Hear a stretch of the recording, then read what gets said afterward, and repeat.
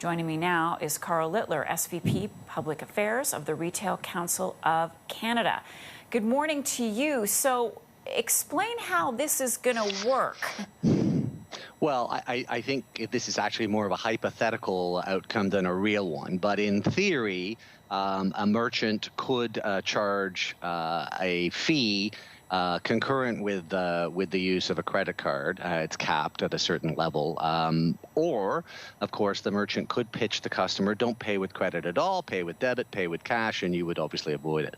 I have to say, because I think it's really important to register this, that I see next to no likelihood that we'll be seeing this in a retail setting in Canada. So it is more a hypothetical possibility than a real one. How will consumers know if they're being charged that extra 1 to 3%? Should they ask before they make a big purchase? Well, first, again, I don't think we're actually going to see this as a practical reality, but as I understand it, the network rules require that that it be advertised. But again, you're not going to be seeing this in a retail environment. You seem pretty confident about that.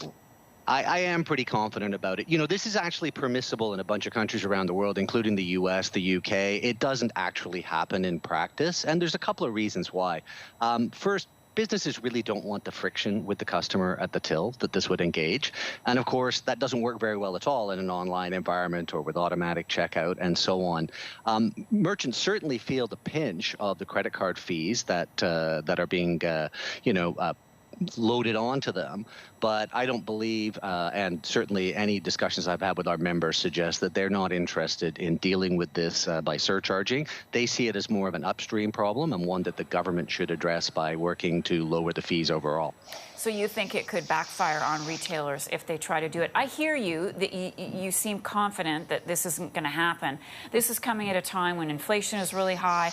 A lot of people are put off by now this sort of mandatory tipping requirement where they weren't asked for tips before. So understandably, consumers are concerned that there's something else coming down the pipe. Yeah, there's next to no interest amongst our members, which are, obviously a lot of the mid and large size retailers. I've seen some indication that some small local stores that have kind of a one-to-one relationship with the customer are thinking about it. But even there, I think the take-up would be very, very limited.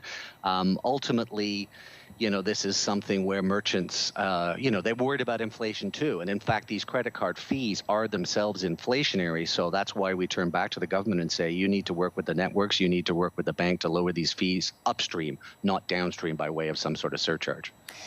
So final question then for you. If in fact a retailer does want to put this new fee into place, does the customer have any recourse? I mean, they just pay with cash or pay with their debit card? Is that the only way to get around it? Well, I mean, if a merchant did this, and I don't see this in a retail setting, but let's say that another format they did it, yeah, I mean, if an individual pays with cash or they pay with Interac Transfer or they pay with debit, which is, almost ubiquitous, so everybody has the option to pay with debit, then obviously then they would forego any surcharging. But I don't think the surcharging is going to be in place in the first place, as I've made clear. Karl Littler, SVP Public Affairs with the Retail Council of Canada.